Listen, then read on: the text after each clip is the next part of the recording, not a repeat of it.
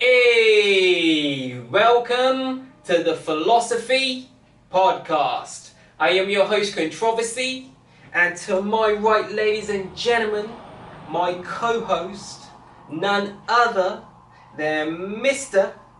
Darren Love. And together, we are the Philosophy Podcast. Thank you to you guys for tuning in once again this week, guys. Thank you for tuning in to a brand new episode. Once again, we're back at it. So, what is on the agenda for this week, mate? What is today's hot topic? Let's talk about art and music. Art and music. Yeah. So today, we are talking about... art and music. That's it. I think it's really interesting. Definitely. Okay. I was going to say probably one of my favourite topics, to be honest. You know? Well, I think it's probably many people's Favourite topics. I mean, Yeah. music is so interesting, isn't it? Oh, definitely. So what are your thoughts and your ideas and your opinions on arts and music, mate? I'll let you... Well, one thing I would say about music and art, it's a universal language. You know, and that's one thing, important thing to understand really, or to learn, you know, that like, it don't matter what language you listen to, when somebody hears a bit of music, they hear it. Yeah, true, yeah. And that's that. Yeah. You know? Yeah. And it's the same with art as well, you know, a picture, you know, we all see the same picture. Well, I think with both, just like most things in life, they're both subjective, you know? It's like, some people might like a song and think it's great, and then you might have someone that comes along and thinks, oh, all these people are raving about this song, but I don't, you know, think it's shit. You know? So it's very much subjective, isn't it, music and art, you know? But like you said, there is like let's use Michael Jackson, say for an example. On a global scale, people were gravitating towards his music and his entertainment in the millions, if you see what I mean, because his music was just, you know, just so authentic and you know. For all ears, really, wasn't it? That's what I mean. So like people. Same as John Lennon, for So example. like I'm sure there's some people out there that didn't like Michael Jackson, but for the overwhelming majority of people at that time, they liked him. They liked his music. They liked his, you know. Thing is, we've all got different tastes, don't we? Yeah, that's it. Yeah. You know, and it's like Michael Jackson, John Lennon, and a lot of others, like David Bowie, for instance. You know what I mean? A lot of people love them, you know, but you always get somebody that doesn't like them or wants the papers trying to put them down, basically. You know, so you know, it's like Michael Jackson's, for instance. You know, sort of when he reached his height, you know, his fame, you know, right up to the height, really. Yeah. The papers are kind of knocking him, you know, and they were trying to assassinate his character because not only that, but he came out and he basically, before he died, he pretty much owned half of Sony and owned his masters, I believe. Not only that, but he owned the masters of the Beatles and a few other catalogues that he'd acquired that he paid for, if you see what I mean, over the years, yeah? His estate. And when he came out and said that old Tommy Mottola of Universal Records, I think it was, called him the devil. No, of Sony Records, sorry. Michael Jackson came out and called him the devil. And he was the head music director or executive at Sony at the time, if you see what I mean. And it's really funny because like not long after that, everything else, you know, kind of spiraled out of control. He did a few interviews, like you could probably still find them on YouTube today, actually. A few interviews where he came out speaking out against the music industry, saying how these people were trying to control him and how these people were, you know, loads of different shit. You know, you'd have to watch it, but it was just like another classic example of you know, all the stories you hear of when it comes to like the music industry and, you know, that kind of thing, you know, some of the weird shit that goes on and whatever else, you know. Well, it happens to a lot of stars, doesn't it? They reach their height and then they die, don't they? Do you know what I mean? Or something in a drastic way, you know. But yeah. Well, I don't know, mate. I think sometimes too these people have to go through different doors, if you see what I'm saying too. I think sometimes some of these people have to get like initiated into some of these like, you know, some of these societies and shit, you know, and other things too, you know. You know. So. I mean, a lot of artists, when you think about it, some of them are quite strange, aren't they? You know, whatever. They're different, aren't they? Do you know what I mean? Yeah, yeah. You know, it's like Boy George, for instance. Do you know what I mean?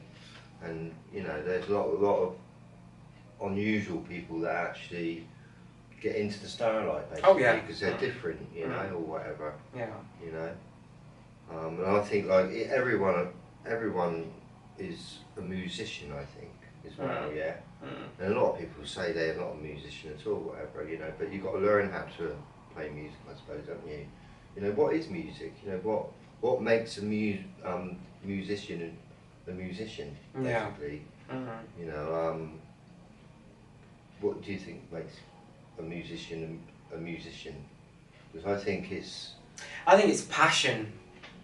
Yeah. And Good one. I think passion, definitely. You can always tell. Like I like to even I like to even kind of use myself as an example as well. So as well, you know, because I am someone who is very kind of like you as well, very passionate about music. You know, I love music. Like I've been listening to music ever since I was a child. Like, you know, that was like anytime I had spare time during my childhood, through my teenage years, whatever. I'd always have my headphones on, headphones in, headphones whatever, or you know, if my mum was out or whatever, she used to have a nice stereo player. Sometimes I put my rap CDs on when everyone was out and clean up the house and you know, whatever else. And I've always loved music. And when I first started making music myself, I was in my early 20s, and then I didn't realise that I remember even growing up, like I loved music so much, and I thought, oh, I would probably like to do that I'd like to do that as an occupation, but I was never sure whether or not I could actually do it. And then when I actually did, you know, started actually writing and, you know, started, you know, finding my own instrumentals and writing and getting better at writing and improving the more I did it, you know what I mean, and the more I worked on it. And, you know, I'm at a point today, like we were talking about last time, where I feel very confident as an artist, if you see what I mean, in terms of like the art that I make today, if you see what I mean, all the music that I make today, like I'm 100% like confident in it. Like even in comparison to the music that I made with like my first album, let's say for example, I can hear the new songs that I've done today, I can hear the growth in comparison to my first project, if you see what I mean. And the growth is like quite exponential, if you see what I mean. It's like you can tell I've grown a lot in a short space of time, like, you know. Well, I can hear the difference, you know. Yeah.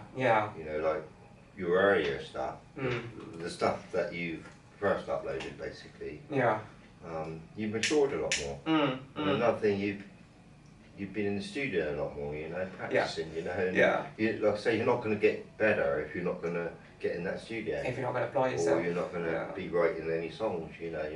You're not going to get in anywhere, are you? Well, I was going to say, like I was saying to you last time, I've been writing now for about 9 years, I would say. But for the first, few years, whenever I had spare time, that's all I would do. It's just like write, you know, to the point where I felt happy with the songs that I was writing, to the point where once I felt happy with the songs that I was writing and recording, then I'd be like, okay, well, you know, I feel confident now that I can go to studio. You know what I mean? I've got my instrumental, I've written my song, I know how to deliver it, if you see what I mean, because I've, like, you know, been through it a few times at home and, you know, practiced it, and then obviously as I got better and more confident, I said, okay, it's time to go to studio now, you know.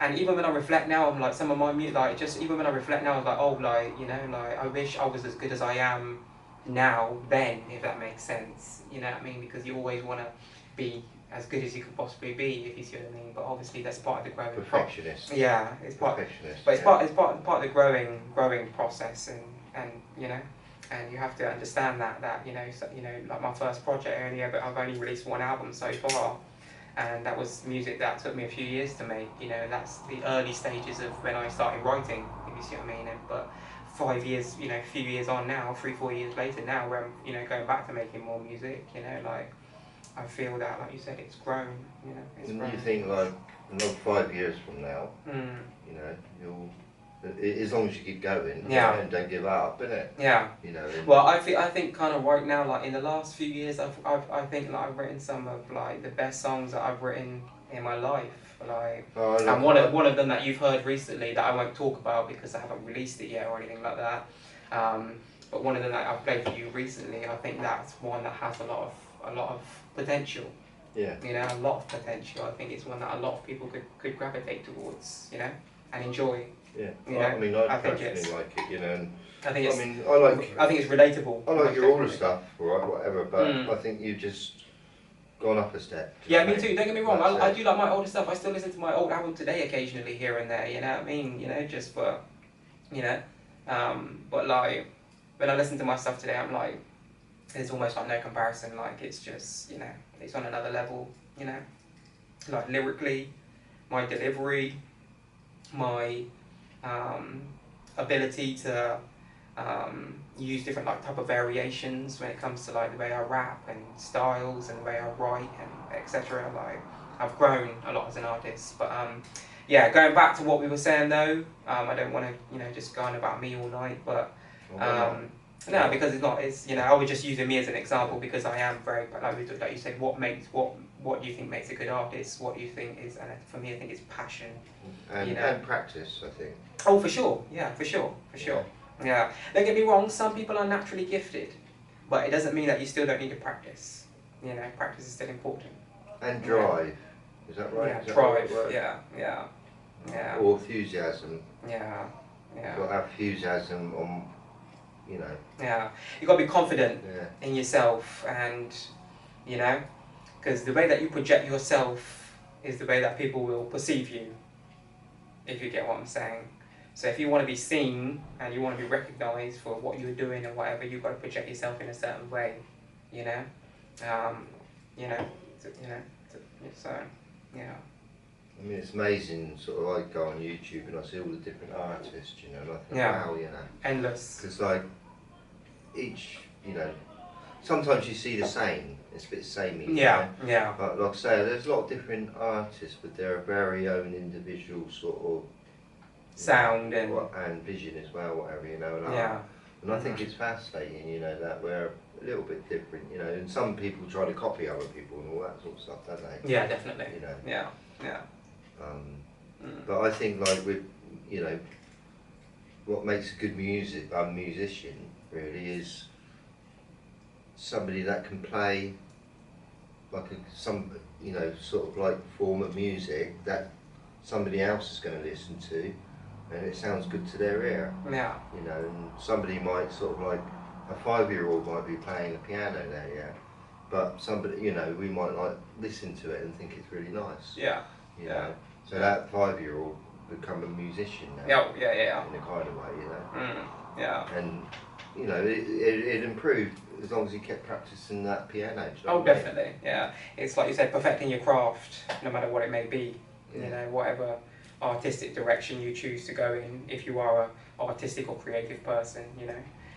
Because like you said, we're not only talking about music, but art as well, you know. And art to me, everything is art, pretty much, you know. Almost everything is art. You know, nature's art. Even nature's art, like it's, you know, the just flowers are art. And I think where everybody out, you know, it's like your art as well. You know, we've all got our own image. We are all art. We are all different. We are all also a memory. Different forms of self-expression. That's what makes it art to me. Like we're so, like, as human beings, we express ourselves differently through whether some people do it through their clothing, some people do it through their art, some people do it through the way they speak, some people do it through the way whatever, you know, the way they articulate themselves, or it's that's the art to me. It's the human self-expression. Well, even makeup is an art. Even makeup today, and today is really an art, because you've got people who are deceiving people. You know. There's some deceiving stuff going on with that makeup, mate. I tell you, mate. I've seen some videos online that are quite scary. Yeah. You know? What's that then? Well, only scary from a perspective of, like, when you see them with the makeup, they look one way, but when they take it all off, they show you like this tutorial where they take it all off, they look like a completely different person under the makeup, and it's a bit like catfishing, if you know what I mean, like they call it today. If you get what I'm saying, like, you know, it's a little bit like illusory. Like, say you were to meet that person in a nightclub or a bar or a restaurant or somewhere, and meet them and start talking to them, and think whatever, and you're looking at them and you think they look a certain way, and then when you get home and they take off all that makeup and they look almost like a completely different person, it's like, it's amazing how like you can change, isn't it? Like women, they can change their image completely today. You know, they can change their hair yellow or red. You know, and the makeup on some of these women, especially on sort of on these videos, these music videos, are amazing. It's amazing, yeah. They must have spent all day putting the makeup on. Oh, for sure. Like, usually these video shoots take like 2-3 days to shoot. Usually like 3 days, to be honest. Yeah. They usually take like 3 days to shoot, honestly. Yeah. Yeah, but I think music is a beautiful thing, you know. Yeah. And I wouldn't want to live in a world without it. No. Let's put it that way. But there would always be music, because sound, you know, sound is just, you know, music comes, obviously music is sound. Sound is vibration. You know, there's always going to be vibration. There's always going to be sound. So you always get some form of music, you know. You know, and I think music can be. It just depends on what your definition of what you classify as music too. Like you were saying earlier, because you know, maybe we were laughing about the people in the pub, you know, singing along or whatever. Like, you know, it just depends on what you define as music. What you know. We thought it was a cat screaming, didn't we? It did sound like a cat was being strangled. To be very honest, yeah. No disrespect to her, of course. Yeah. You know. So that's the thing. Some people think they're good at singing, but they're not. Yeah. And some people might be good at singing, but they don't put no passion in their voice. Yeah. And it's just boring. Yeah. You know, and that's what you mean with passion. You actually put your feelings into. Even the drummer puts his feelings into it. You know. Yeah. Yeah. Or the guitarist, he puts his feeling into it, and the singer. Yeah. All putting their feelings, and that's what makes a good band, really. Definitely. If you've got a drummer that's put his feelings in, the guitarist put his feelings in, the singer, you're going to have a good band. Yeah, definitely.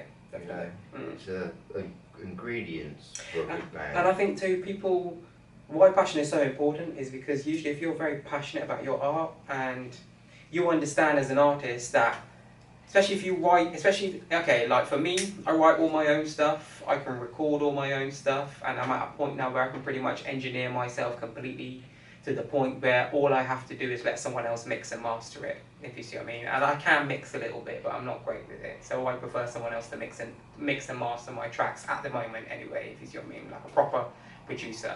Hence why I go to studio, you know. But we already know how to record ourselves, and we already got the programs and everything that we need to record our shit, you know. We just need someone really to do the final bit, you know. I mean, even that, alright, because we were doing some recording here, weren't we? Yeah. And at first we didn't really know what we were doing a bit, you know what I mean? And it's really difficult, you know what I mean? And it takes time, doesn't it? Yeah. And for me too, because I should, the thing is too, is like, when I used to go to studio all the time, I used to just focus on writing my songs and recording them. I wasn't really focusing on like what was going on, but like I was sitting there with him, but I wasn't really focusing on too much on like what he was doing or whatever the case may be. But you see, over the last few years, I've been going to the studio occasionally.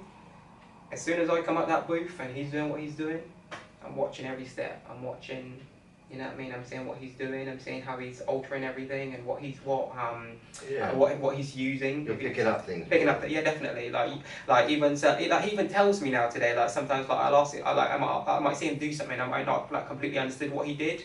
And I said to him, "Oh, what do you do there, mate?" And he'd be like, "Oh, he'll be quite happy to explain it to me. Like, you know, like I put a mix bus on this to help with help with compression on this or something." And like he would just like break it down for me so I can. You know? I mean, even when I was using, because I do music as well. Yeah. I don't do any songwriting like you do, but you know, I do love making my own music with software. Yeah. And we were doing some recordings, weren't we? Whatever, together on it, whatever. And you did pick up off me a bit about the software. Oh, definitely. Yeah. Now you know how to use Ableton, basically. Pretty much. In a funny way, you know. Yeah, pretty much. But that's it. I think we pick up from each other. Yeah. In life, because where I've been to the studio, I'd never used the programs before. I would literally just pay him, obviously, to record me, and I'd kind of just sit back and relax while he did his thing, and then we would, you know, obviously we'd make changes together, or we would, when he was mixing it and mastering it, he would ask me if I'm happy with this, happy with that, whatever. Yeah, so it's teamwork. So there was always feedback, but I was never actually watching him directly, like doing the mixing and the mastering, if you see what I mean, you know. Whereas today, I watch everything, like a you know. It is teamwork. I'm like a sponge in the studio, you know, because obviously, as an artist, it's not all just about your songwriting too. You've got to make sure that too when you're recording is another element as well. You've got to be able to record your stuff in a passionate way. Talking about passion again, you've got to record it in a passionate way.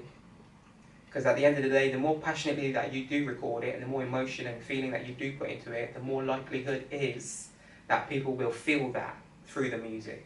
That's what they feel. And they will gravitate towards it, especially if it's a good song, especially if it's a well-written, well-constructed song and a good instrumental behind it, good recording, good delivery, good mix, good master. People will gravitate towards it, if you see what I mean, you know, so. You know, like if you make something that good, yeah, and you upload it to YouTube, yeah, I guarantee you, yeah, if it's that good, if it's brilliant, right, yeah, the world will see it. Oh, for sure. You know, because someone will see it, right? They might not, you know, whatever, but a couple people might see it, whatever, yeah, and then because it's so good, one of them shares it, whatever, yeah, you know, and that's it. Do you know what I mean? It takes off. It's like an ant's nest, you know, like the ants are calm, and then you put your finger in, and they'll all go mad. Yeah, it starts. Yeah, yeah. You know, and that's how it takes off. If you've done something really good, you put a lot of energy into it, and also, you know, you just put a lot of work into it, and you release it, and it's that good, the world will love it. True. Yeah. I think. You know, I don't think it. You know, so I think some things that have been created in the world, alright, that have not been released. Yeah, yeah. Oh, loads of stuff. Loads of stuff. There's lots of artists out there that have made big art. You know, huge world-renowned artists that made lots of songs that never heard the light of day, never made it to the light of day. If you see what I mean, like, you know, got loads of unreleased stuff. You know, that are owned by different estates and whatever. You know, people that have passed away or whatever, or you know, whatever. You know, that will never be heard, never, you know. Because there are a lot of artists out there that, you know, that serious about their craft, that they will go to the studio 5-7 days a week, even though they might not even necessarily need to. They just love making music so much that going to the studio every day is just a part of their ritual, part of their job, part of their routine. That is their job. So they just take it that seriously when they go every single day. And even if the songs that they never make the light of day, it's practice. You know, it's sharpening that sword, if you see what I mean. Like it's that old saying, practice makes perfect. That's it. Yeah, perfecting your craft. You know, yeah, it takes time. You know, and investment, application. You know. I think it's a bit like music's a bit like cooking. You know, like cooking a cake. Yeah. You know, you got different ingredients in it. Oh, definitely. Yeah. But yeah, it is all. You know, I think you're really right there. Passion. It's all about passion. You know, and if you sing it passionately, people are going to pick up on that. You know. Yeah. That's that. You know. Yeah. But if you're not very passionate, you know, or you know, I mean, me personally, I've not sort of done any songs or anything. You know, I mean, I think some of us, like yourself, are born to do it somehow. Yeah. You know, and it's like. Well, I felt like that from the time I first started making music, mate. I had that feeling, that overwhelming feeling as to like, this is what I'm supposed to do. If you see what I mean, you know. So it's funny that you say that because like. It's your hobby, isn't it? Like you enjoy doing it. Yeah, it's just like my passion, like, you know, outside of like my family and outside of like my wife and my kids and my loved ones and friends and shit, like the really important shit, like music comes after that, you know. Obviously God comes first, you know, the higher power, and then it's my family, kids and friends, loved ones, family, and then it's music. Because you know what I mean, like it's up there for me, like it's, you know, it's. Well, I think I started getting interested in music when I was about 15 years old. Yeah. My brother was in a band. Yeah. And he was passionate about it. Mm. You know, and he spent quite a lot of money on equipment and things, you know, and he started touring eventually, whatever, you know, around Southampton. Yeah, yeah. Whatever. And making a little bit of money, not a lot, you know, but I used to go out doing the sound for him and lighting and things, you know, and I didn't really know a lot about it. Yeah, yeah. You know, but I started getting involved with my brother, you know, not like at first. When he first started, I thought, you know, like, because I was in the next door bedroom. Okay, yeah, yeah. Okay, I was in the little bedroom, he was in the big bedroom. And he had all his simps in there and his friends coming up. And like, when it got sort of like too late, like 11 o'clock or something, I said, stop it. You know, this is when I was 15 years old. And because he wasn't very good at playing. Yeah, yeah. But, you know, and that was it. You know, It was okay, because he's been playing piano since he was 5 a bit, right? But because he was just beginning all this, right, it was annoying me. I used to sort of say, shut up. Make it too much. I was only 15, right? Make it too much noise. Yeah. All the time, you know, we argued, right? Yeah. All the time, shut up, you know. Yeah. And anyway, sort of like slowly, you know, I started listening to some of his stuff, and I started thinking, wow, it's quite good, you know, do you know what I mean? It's getting good. Yeah. And I started getting bored. Yeah. In a funny way, you know, and that was that, you know, and he was doing it for 10 years. Yeah. Music, you know, and I wasn't really sort of learning myself about music, you know. And what I was doing is sometimes when my brother's gone out, I'd nick his synthesizer and start learning things myself, you know, and that's when I started getting interested in actually making my own songs. Yeah. You know. Yeah. But I had, because I've been, you know, like I've said before, I've had relationships and that, yeah, and that's got in the way. Yeah. You know, and children as well. Of course. 3 children I've got. Yeah. And they get in the way of your hobbies in a way, or your passions, or, you know, like you know, like for instance, you can't spend so much time doing the things you want. Oh, definitely. And even for me too, that's what I did as well. Like, my first album took me a few years to make because I had a wife and kids and, you know, responsibilities and shit like that, and I had other stuff to handle. So whenever I could afford to go to the studio, I would go, if you see what I mean. But now that, and I was quite happy to invest that time because my kids are young, my kids were quite young then. But now that my kids are getting older, I've already spoken to my wife, like me and my wife have spoken about it, like, you know, because obviously she's got her own things going on as well that she likes to do and she's pursuing, she wants to, you know, do in her career and her life as well, you know, as well, of course. But I said to her now, like, now that the kids are a bit older, like, now is the time for me to reapply myself back into, like, you know, I've got all this music that I've made that I need to record and put out, and you know, it's time to do that now. You know, that's it. It's no more. I mean, when your children get a bit older, they get a bit more independent, and you don't have to do so much for them, basically, and you've got more time to do things that you want to again. Yeah. You know. But only that, but like you spent the young early stages, pivotal years of them growing up. You were there, and I've done that. If you see what I mean, like my son's 10, almost 10 now. Well, he'll be 10 in a few months, and he's 10. Does he like music? Oh, for sure. He likes all my music as well. He plays my music, like my old music, like my first album, and like some of my old like music videos, like music videos on YouTube that you've got on your computer. He plays those as well, sometimes as well. And he does like rap, funnily enough. Isn't that strange? Because like he listens to these like children's like freestyle stuff. Like there's like children's like freestyle battles like on YouTube and shit like that. Yeah. He likes to listen to that, if you see what I mean, where they're kind of like dissing each other, but like in a funny, like childish, kind of like comedic way. So he likes to watch that kind of, you know, it's quite funny. It's quite good actually. Some of it's actually really quite good, if you see what I mean, you know. But it just goes to show the apple doesn't fall too far from the tree sometimes, as they say, you know. It's funny that my son loves hip hop and rap already, you know, that's what he's gravitated towards already as you know, in terms of music. You see what I mean? I think anyone with ears loves music, don't they? Yeah. Oh, and he likes beatboxing as well. You know, beatboxing where they make like the instrumentals with their mouth, you know, all that. He likes all that kind of stuff as well too. He likes to watch some of that as well. He likes, you know. Father like son. Yeah, funny enough. Yeah. I mean, but my children all like me as well, actually, right? Because I, like I've just said to you, that I've studied sounds a little bit, you know, because I used to sort of like